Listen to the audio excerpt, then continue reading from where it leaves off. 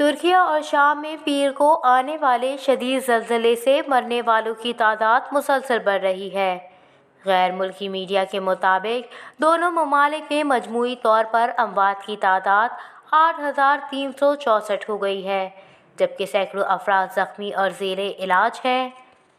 Reports کے مطابق ترکی میں زلزلے کے باعث 5,894 اور شام میں 2,470 اموات ہوئیں۔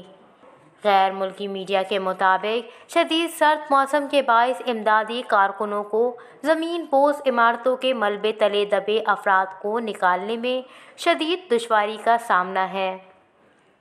رپورٹس کے مطابق صرف ترکیہ میں 8,000 سے زائد افراد کو زندہ بھی نکالا گیا ہے۔ ترک میڈیا کے مطابق زلزلے کے شدید ترین جھٹکے 1 منٹ تک محسوس کیے گئے۔ زلزلے کا مرکز ترکیہ سے 23 کلومیٹر جنوب میں تھا، جبکہ گہرائی 17.9 کلومیٹر تھی۔ زلزلے سے کہرمان، عثمانیہ، ملاطیا، دریائے بکر سمیت 10 شہر زیادہ متاثر ہوئے۔